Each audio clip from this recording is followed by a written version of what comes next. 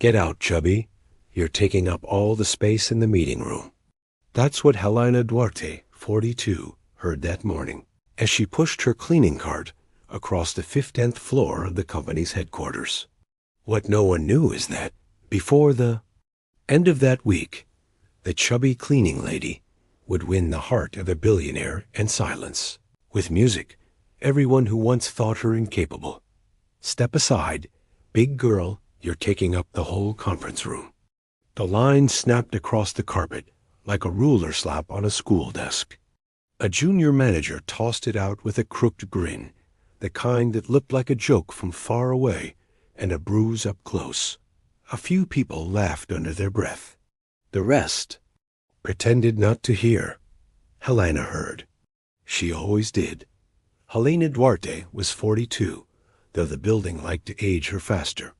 By 5:30 a.m., downtown still yawned in darkness, and the glass facade of the tech giant where she worked reflected an empty City One that would later fill with caffeine, deadlines, and casually cruel opinions. At 5:37 sharp, she swiped her worn badge. The turnstile clicked, and the lobby opened like a museum. Marble floors, an indoor ficus overwatered into submission, a wall-sized LED screen looping the company's mission in soft gradients. Invent the future. Deliver excellence. None of those slogans mentioned the person who made the place sparkle before anyone else arrived. Her cart, a stubborn, squeaking thing, held a life's worth of modest tools. Ammonia in a scuffed bottle. Microfiber cloths rolled tight like small. Towels at a gym that would never invite her in, and a battered caddy with the initials HD, written in permanent marker proof that she existed somewhere other than payroll. She kept her supplies in a precise order, partly to save time, and partly because order was the single thing she could control in a building that controlled everything. The uniform they issued came in 2 sizes almost, and never, and Helena had taught herself how to take in scenes with the patience of a tailor and the urgency of a mother stitching a costume. The night before the school play, the fabric pulled at the shoulders when she lifted a mop bucket and eased again when she lowered it. A small negotiation performed 100 times in a shift. Her shoes, practical and plain, took the shock from concrete like champs until they didn't, when her arches throbbed. She reminded herself that throbbing meant she was still moving. In the early hour, the building had a different soul. Without people, the hallways breathed. Without voices, the fluorescent buzz felt almost like rain. Helena loved that hour, the low hum of the vending machines, the soft click of the security guard's crossword pencil, the distant hiss of the espresso machine warming up. She nodded to Manny at the front desk. He gave a quick salute in return. Manny knew her name. Manny always did. But by 7:45, the city had poured itself into suits and sneakers, and the elevators sighed under the weight of the day. That was when invisibility became a kind of choreography. Executives angled around her, cart with theatrical patience, performing what looked like generosity and felt like impatience. Doors opened for others and closed before her, the timing just tight enough to feel personal. People who made eye contact seemed to be checking the reflection in her gaze, rather than meeting it. Helena had long ago stopped expecting please and thank you. What she did expect, with grim regularity, were the looks that sized her up like she was a problem to solve, too slow for a place obsessed with speed, too round for a culture addicted to fit. Words could be dodged, looks had to be absorbed. She took them in and stacked them carefully on some shelf inside where the heavy things went, the ones you couldn't throw away because you needed to remember who said them and how it felt when they did. On the 15th floor, sales and partnerships, a place where the carpet was thicker and the laughs were sharper, her routine unfolded in measured beats. She propped doors with a rubber wedge the color of faded lemons. She folded paper towels into neat squares that no one saw before they became smudged and damp. She knew which conference table collected the most fingerprints, the oval one by the window, and which glass wall trapped the most forehead oils, the one behind the Think Big decal. She had learned the building's quiet emergencies, the printer that ate paper on Wednesday afternoons, the coffee station that overflowed if someone walked away a second too soon. People noticed her only when she was in the way. They said it with their eyebrows, with the performative check of a watch, with a sigh disguised as a throat clear. Once, an associate VP lifted her bag over Helena's cart as if crossing a creek and left behind the light scent of grapefruit shampoo and dismissal. Another time, two analysts discussed a pitch deck right next to her, interrupting only to angle her mop like a microphone stand. Sorry, one of them mouthed. Not sorry at all. She pushed the cart on Dot. She had a name tag Helena, white letters, on black plastic. It shone clean because she wiped it clean. It sat there like an invitation no one accepted. A few employees used her name after glancing down to read it. Most didn't. Excuse me, they'd say, or hey, or nothing at all. Just the pressure of presence that forced her to adjust, to make room, to become smaller. Helena did not shrink. She adjusted, yes, but shrinking was a lie other people asked her to tell about herself, and she had learned to refuse it without making a scene. Her body told a truer story, that she worked, that she endured, that she held herself up and held other things together. That truth wasn't an argument. She made out loud. It was a way she moved a bucket without spilling. It was the steadiness with which she wrung a mop, the twist, the squeeze, the patience like turning down the volume on a day that wanted to shout. Occasionally, she caught a glimpse of herself in the black glass of a dark monitor or the chrome finish of an elevator panel. Her reflection came back softer than the world described her.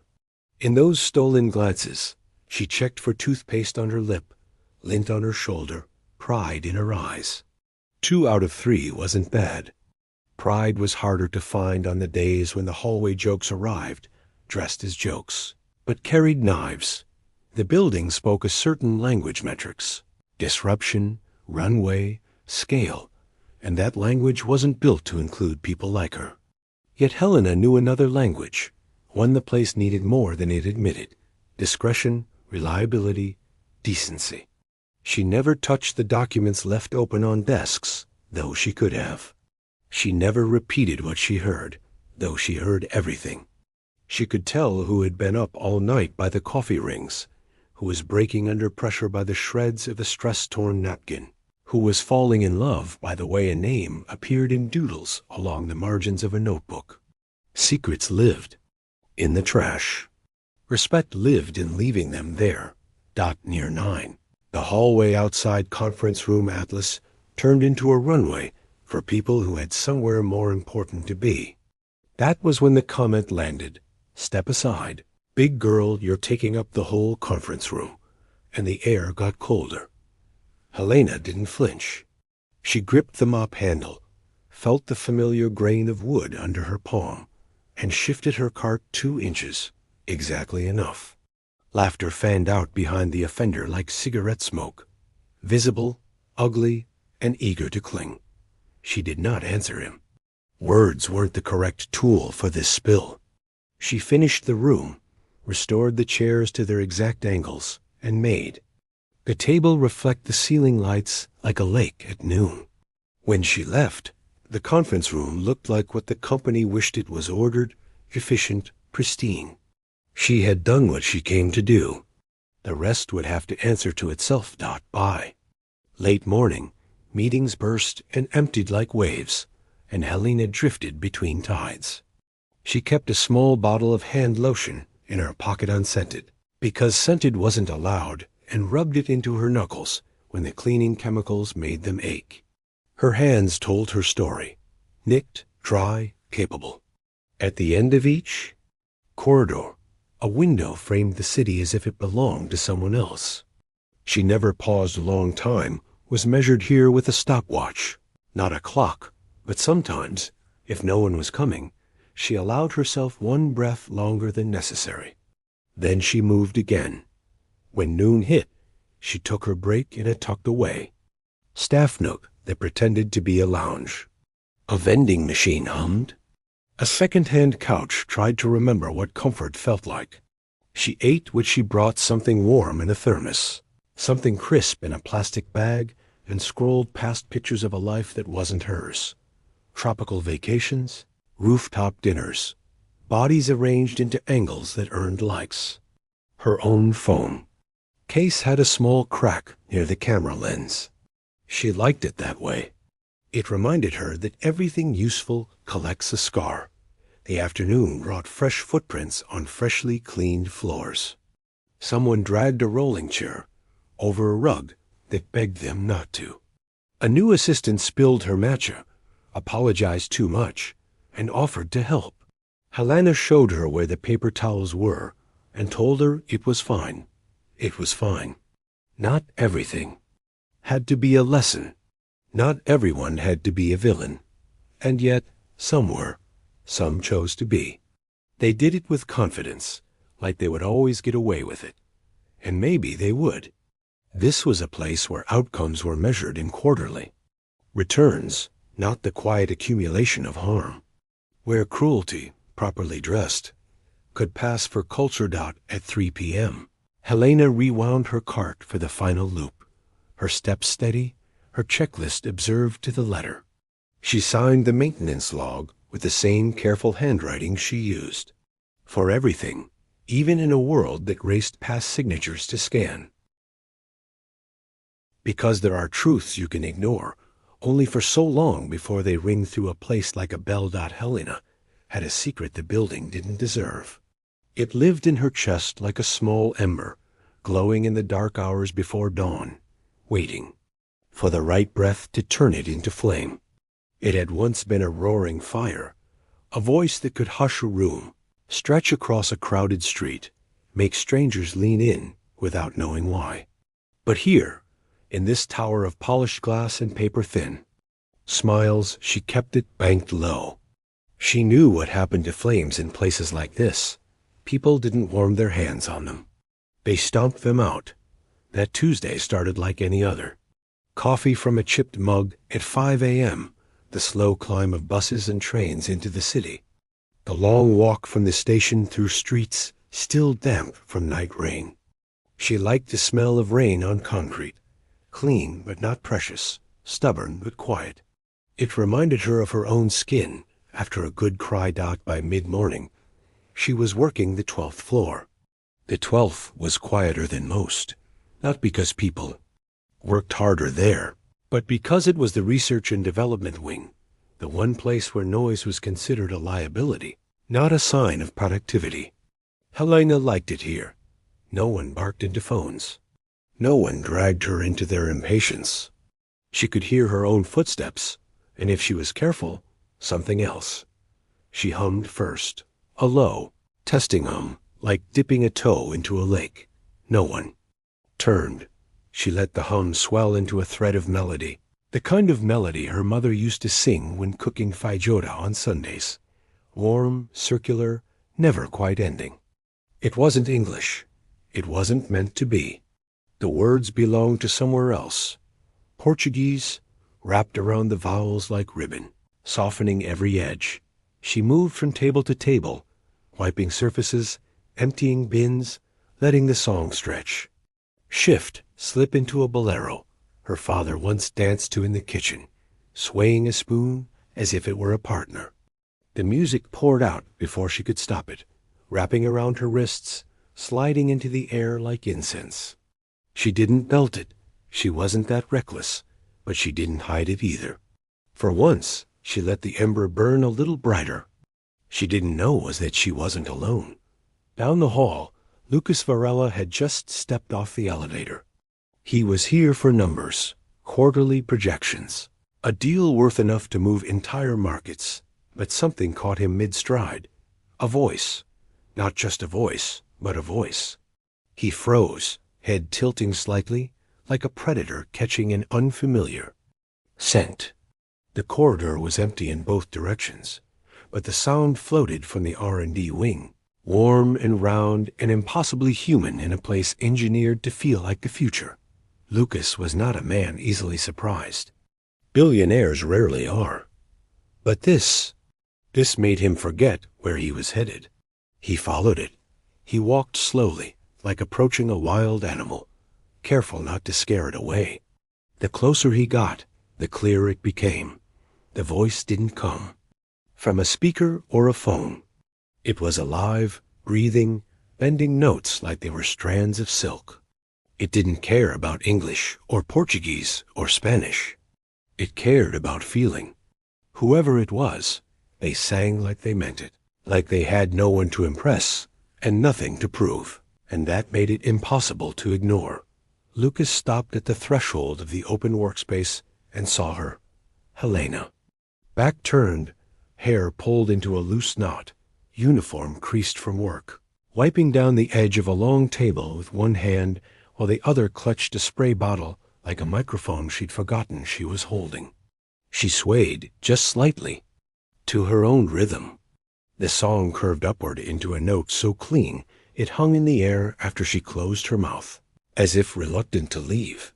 He didn't say anything. Not yet. He just watched Dot, and then from somewhere far down the hall, a voice shattered the moment.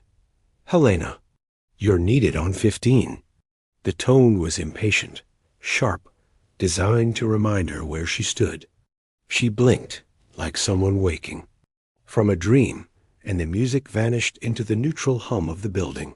Lucas took a step forward, ready to speak, to ask her name, maybe, but she was already pushing her cart toward the elevators, head lowered, pace quickened.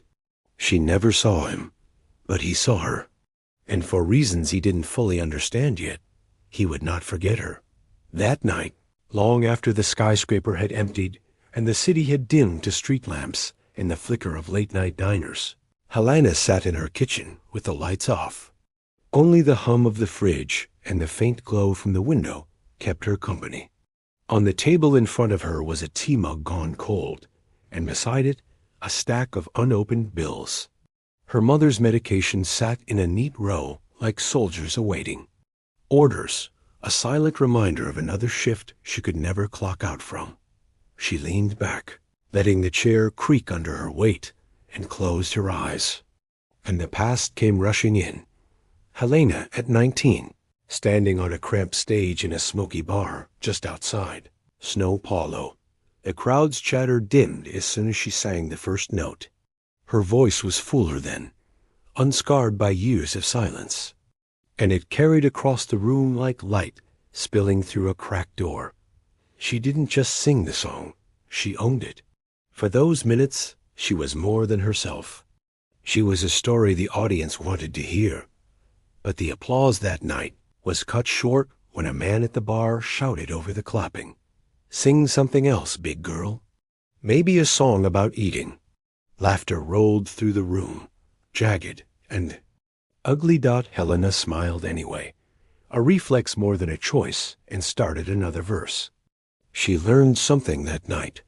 Applause was conditional. They could love your voice, but still despise the body that carried it. The years that followed were a slow erosion. The comments came from different mouths, but carried the same venom. In audition lines, other singers whispered about how she'd never make it looking like that. In restaurants where she performed, customers told her she had the voice of a star and the body of a backup. Even the band she worked with began suggesting smaller dresses, looser lighting, just to flatter your shape. She tried to push through it. She told herself it didn't matter, that the music was bigger than their opinions. But the truth was, every insult was a stone in her pocket, dragging her deeper into waters she couldn't swim out of. And her father got sick. The gigs became less frequent. The medical bills became constant. She traded late-night sets for double shifts at a textile factory, her microphone for a punch card. The music slipped further away until it felt like it belonged to someone she used to know. when her father passed. She moved with her mother to the United States, chasing a better life that turned out to be mostly rent receipts and overdrawn bank accounts. The first job she could get without papers was cleaning houses. Later, when her residency came through, she traded private homes for corporate hallways, but the mop handle felt the same in her hands. By then, the voice was locked away. Not gone, never gone, but buried under layers of caution and the armor of invisibility. Singing, in her mind, was like walking barefoot through broken glass. It might feel good for a second, but sooner or later, it would hurt. She only sang at home now, softly for her mother, whose memory was starting to flicker in and out. On good days, her mother would hum along. On bad days, she would simply stare, her eyes wet, as if the music stirred something she couldn't name. Those moments were sacred. The world outside could call her whatever it wanted, but in that small apartment, with its peeling linoleum and scent of boiled herbs, Helena's voice still belonged to her. She didn't know yet that the man from the 12th floor, the billionaire, with the tailored suit and the sharp, curious eyes, had carried her voice out of that building in his mind. She didn't know that it was already changing something in him, but she would. Thursday mornings were always the worst. It wasn't the work, floors, glass, trash, repeat. It was the tempo of the building itself. By Thursday, everyone was exhausted enough to be irritable, but not close enough to Friday to hide it. The air was sharper, voices clipped, patience thin. People snapped at printers, cursed at coffee machines, and sometimes, when they thought no one important was listening, at each other. Helena knew how to navigate those days. Stay quiet, stay quick, stay out of the way. But even the best dancer can be shoved onto the wrong stage. She was polishing the glass wall outside conference room Orion, crouched low so her shoulders wouldn't block the view of the meeting inside. Through the glass, she could see a cluster of mid-level managers, gathering for a project update. Laptops open, screens glowing, the smell of burnt coffee drifting out every time the door cracked. The room was almost full when one last man stepped in, Jared Collins, a regional operations manager with a reputation for delivering results and insults with equal precision. He spotted her crouched by the wall, rag in hand, and a slow grin spread across his face. Without lowering his voice, he said to the room, "Careful, folks. Looks like the karaoke lounge is open early. Just don't expect the entertainment to move too fast." A few chuckles bubbled up, hesitant but complicit. Helena kept wiping the glass, her movements steady as if she were deaf. But Jared wasn't done. He tilted his head, eyes narrowing like a cat playing with a trapped bird. "Hey, Helena, why don't you save us all some time and sing your way out of here? Or is the stage too small for you?" The laugh that followed was louder this time, filling the room like cheap perfume, unpleasant, lingering, impossible to ignore. For a split second, Helena's hand froze against the glass. She could see her reflection in it, eyes darker than usual, mouth a thin, bloodless line. She wanted to say something, anything, but the words stayed lodged in her throat like splinters. She finished the last streak on the panel, stood, and quietly wheeled her cart down the hall. What Jared didn't see, what no one saw, was how her grip tightened on the mop handle until her knuckles ached, how the tendons in her jaw worked to keep her face neutral. Each insult wasn't just a sting. It was a reminder of every stage she'd left behind, every microphone she'd set down, because someone decided her body didn't fit their spotlight. That night, she didn't sing for her mother. She couldn't. The words wouldn't come, and the silence between them felt heavy enough to crack the walls. Her mother noticed. "Why so quiet, minha filha?" she asked softly in Portuguese, her voice fragile as paper. Helena just smiled faintly and shook her head. "Long day, mammy. Just a long day." But across the city, In a penthouse high above the streets, Lucas Varela sat at his grand piano, idly pressing keys. The memory of that voice from the 12th floor kept circling him, refusing to fade. He didn't know her story, didn't know her pain, but something told him she was more than the uniform she wore. Much more got, and by the end of the week, he intended to find out. Friday afternoon, the building buzzed with an energy that didn't belong to work. Something was happening, something big. Helena noticed it in the way people walked faster, there, eyes darting toward the elevators. Their conversations cut short, as if everyone was keeping a secret. She was mopping the lower lobby when a woman in a sleek navy suit stopped in front of her. The badge on her lapel read Executive Office. Helena Duarte? Helena straightened, instinctively bracing herself. No one from the executive floor ever called her by name. Yes, Mom? We need you upstairs. The President's office requests you clean the main stage in the auditorium before a special meeting. Helena's brow furrowed. The auditorium? That space was usually handled by the contracted events crew, not the regular cleaning staff. Right now?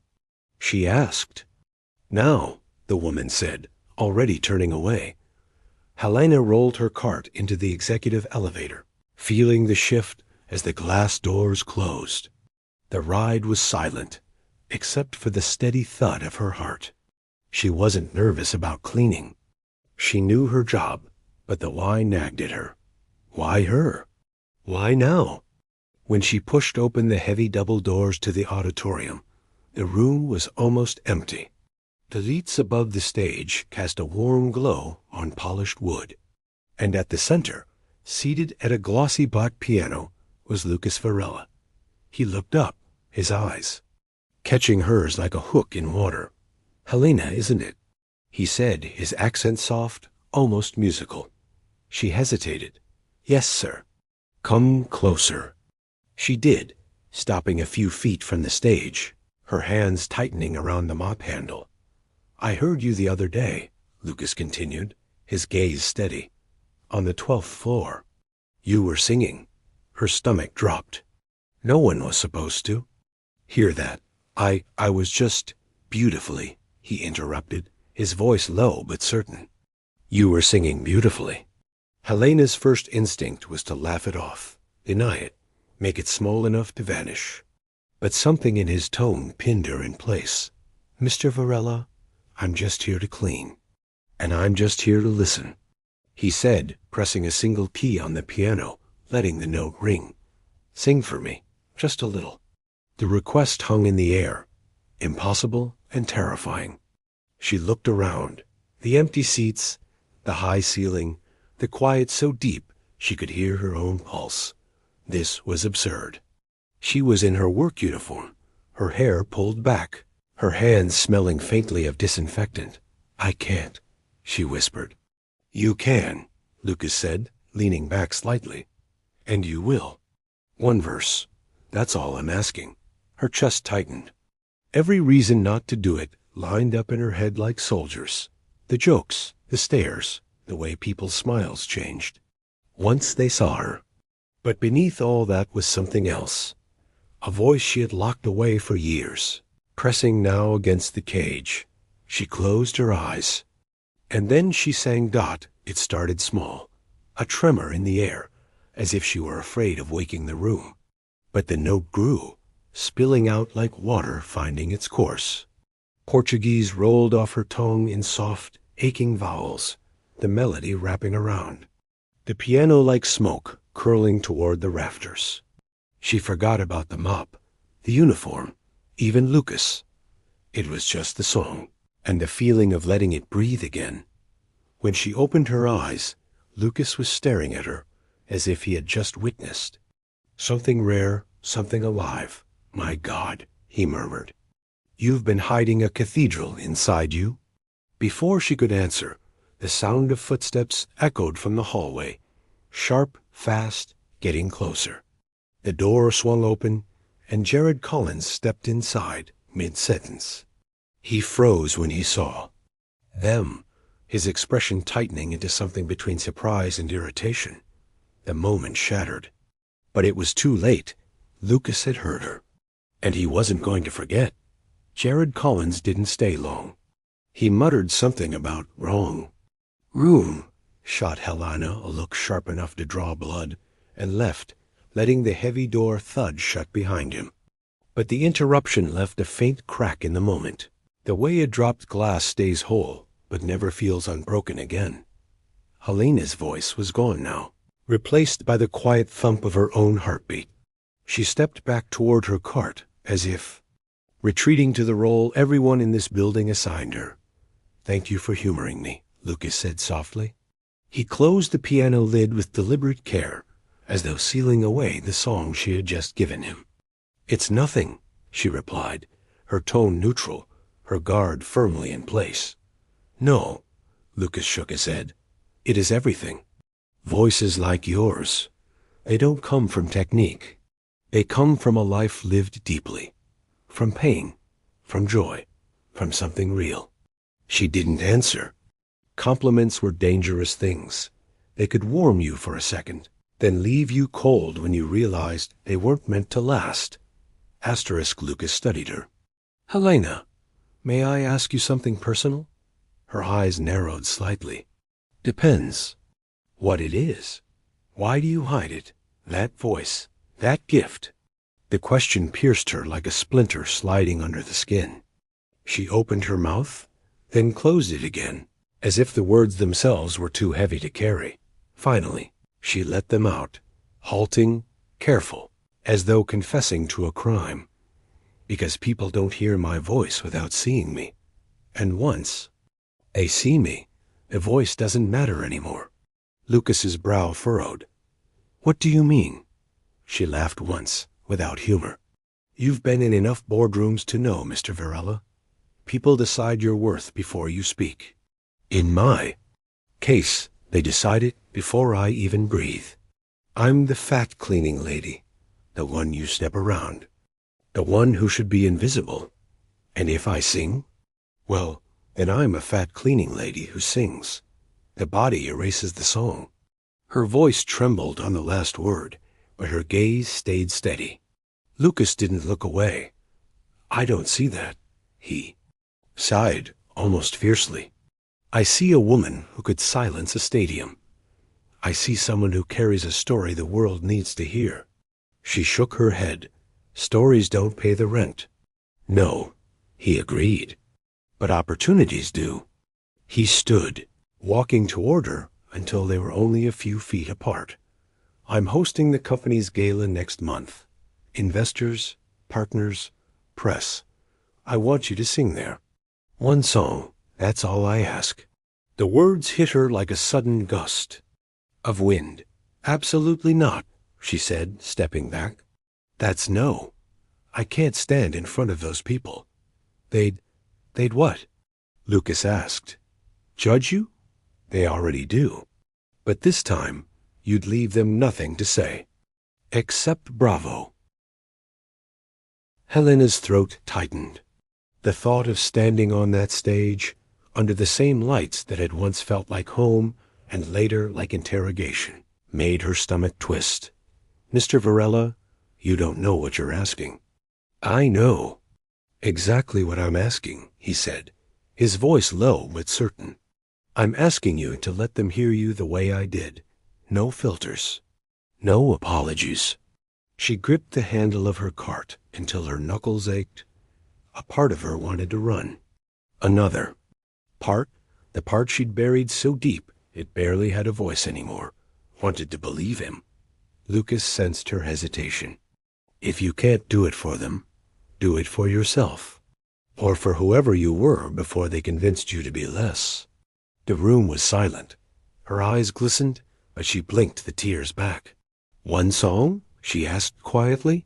"One song," he promised. And just like that, the ember she'd been guarding for decades flared, not into a flame, not yet, but enough to feel its heat again. The night of the gala arrived wrapped in velvet and tension. The city outside glittered with the cold, distant shine of 1,000 office windows. But inside the ballroom of the Imperial Grand Hotel, the light was warm and relentless, cascading from chandeliers as big as dreams and as heavy as debts. Every inch of the room was polished to perfection, gold filigree tracing the walls, crystal vases bursting with orchids flown in from somewhere expensive, the faint clink of silverware like a heartbeat under the swell of low conversation. Helena stood behind the stage curtain, her palms damp despite the air conditioning that kept the room at a crisp, almost clinical coolness. The murmur of the audience spilled through the fabric, laughter sharp as champagne bubbles, the rise and fall of English, French, and Mandarin threaded together, the occasional bark of a name across the floor. She had never been in a place like this without a cart in front of her. That thought alone made her breath catch. Lucas was next to her, impossibly composed in a charcoal suit that probably cost more than her annual salary. He adjusted his cufflink, glanced at her, and said, in a voice meant only for her, "Remember, you're not here to impress them. You're here to show them. That's different." She nodded, though her throat felt tight, as if each breath was being measured before she could take it. Her dress, the one Lucas had insisted on, was plain black, no sequins or embellishments, but cut in a way that followed her shape without apology. She was unused to clothes that didn't try to disguise her. The fabric was soft against her skin, but the awareness of it made her restless. From the other side of the curtain came the voice of the MC, polished and perfumed. "Ladies and gentlemen, please take your seats for a very special performance. Tonight, we are honored to present a voice unlike any other. Ms. Helena Duarte." There it was, the name, spoken into a microphone in a room full of people who, just a week ago, didn't even know she existed. Her knees threatened to give, but she moved forward, each step onto the stage feeling like a trespass. The lights hit her instantly, hot, white, and unblinking. She blinked against the brightness, her eyes adjusting until she could make out the rows of faces, their features blurred into an impression of wealth and expectation.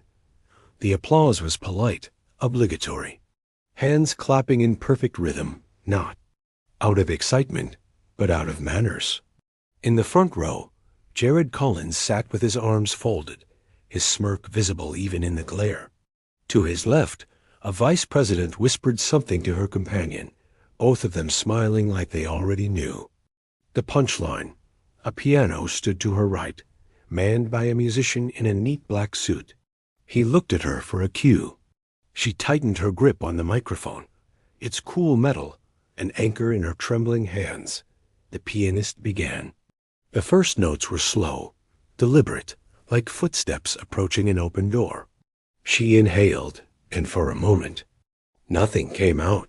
Her heart pounded so hard she could feel it in her fingertips. Somewhere in the crowd, someone cleared their throat. A waiter paused mid-step, and then she sang. The first note was soft, almost tentative, like a match flickering in wind. But she found her footing quickly, the melody curling through the air in her native Portuguese. The words were older than her life here, drawn from a song her mother had sung in the kitchen during better days. The language wrapped around the room like warm silk, the vowels stretching, the consonants rolling off her tongue with a tenderness that didn't need translation. She didn't sing at the audience. She sang to something beyond them, to her father, to her mother in the apartment across town, to the girl she used to be before the world told her she didn't fit its frame. Her voice climbed and fell, bending, notes as if she were coaxing them rather than commanding them. Somewhere between the second and third verse, the atmosphere shifted. The restless shuffling stopped. The whispering stopped. Even the waiters froze mid-pour, the wine hanging in. A perfect arc before filling a glass. The chandeliers seemed to lean closer. She dared a glance at the front row. Jared was no longer smirking. His expression was blank, unreadable. The vice president's eyes were fixed on her, wide, almost startled. And Lucas was watching her with the faintest smile, like someone who had just seen proof of something. They'd believed all along.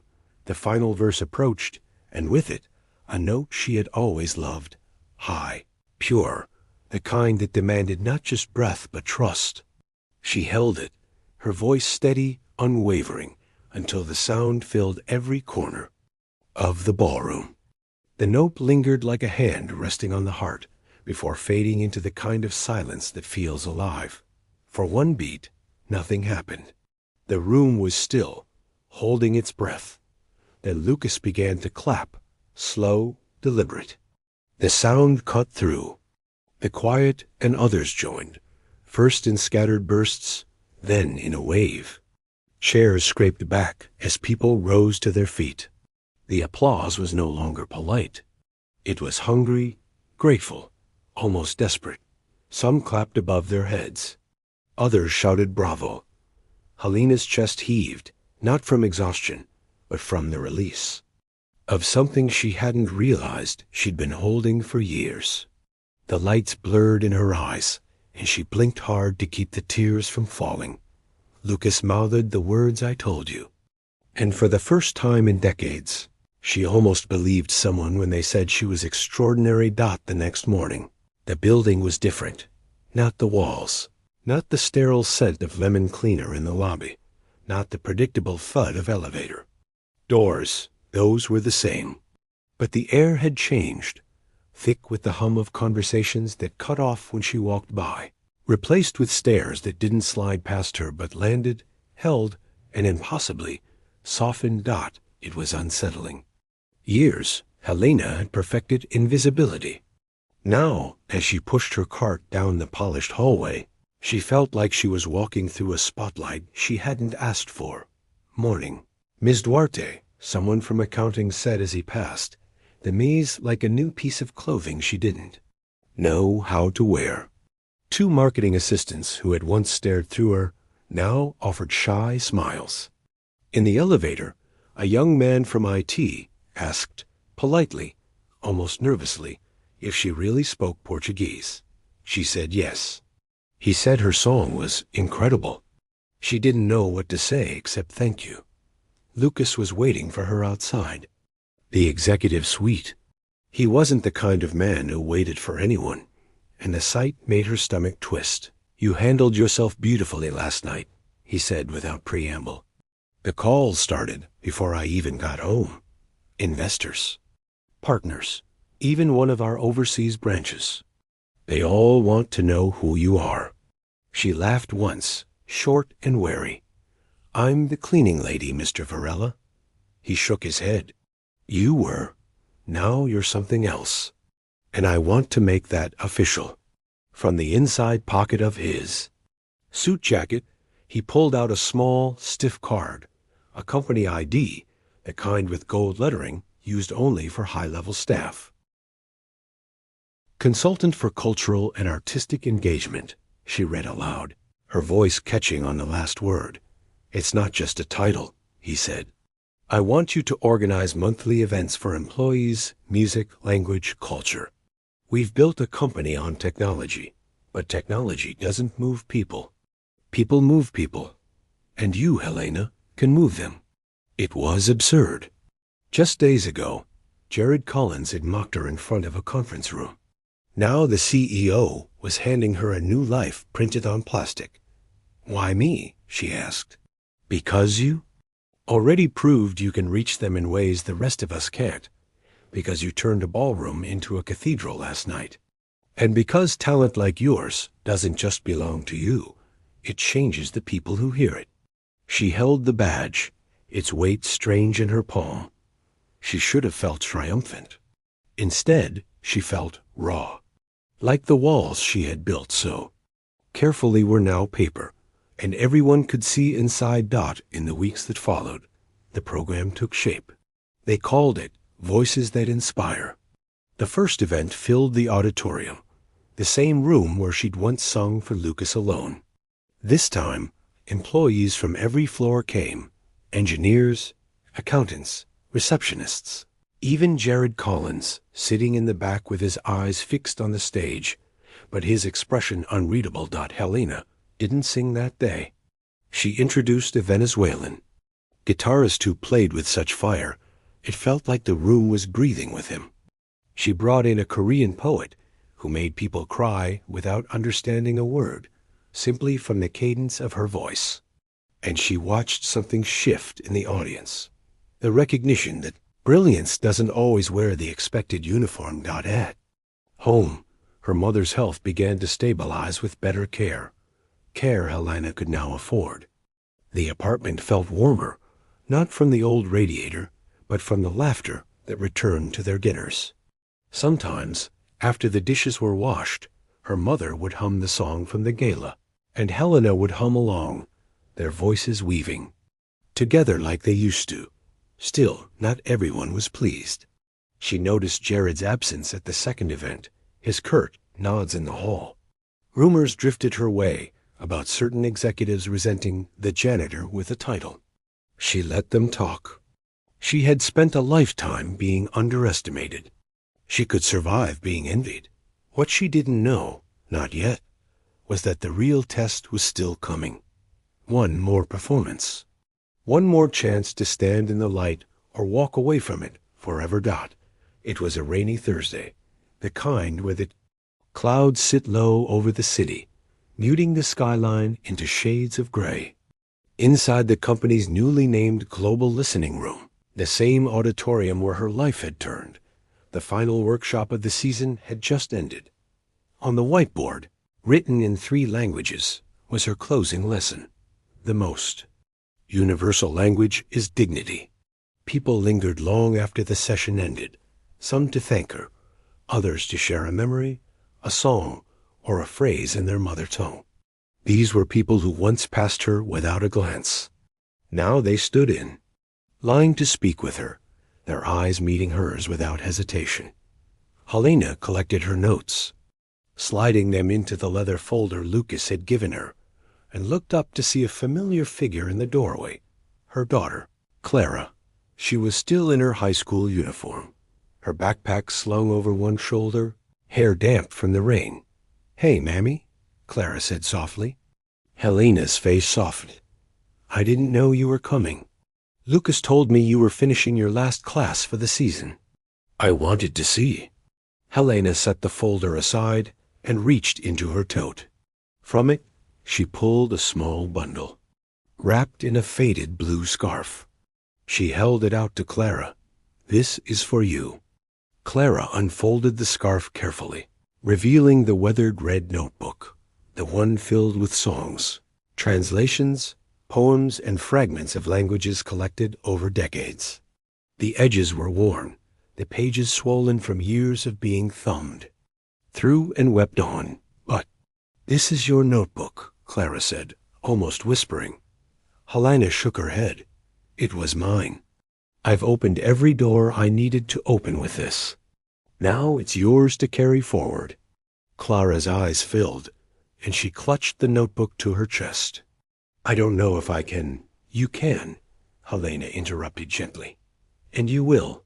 Not because you have to prove anything to anyone, but because your voice, whatever it becomes, is yours alone.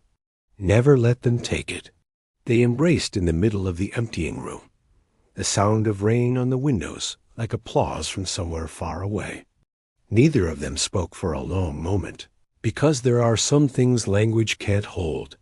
When they finally stepped apart, Helena noticed Lucas standing at the back of the room, hands in his pockets, watching quietly.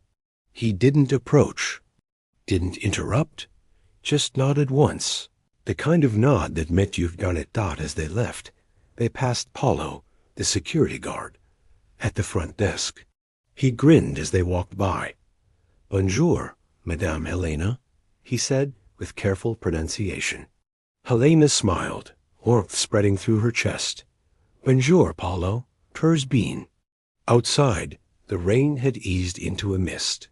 Helena and Clara walked together down the steps, the city unfolding ahead of them. For the first time in years, Helena didn't feel smaller than the world. She felt exactly her size, and that was enough to take up space, because after a lifetime of being silenced, she had learned something unshakable. You don't have to speak every language to change people. You just have to speak yours without apology.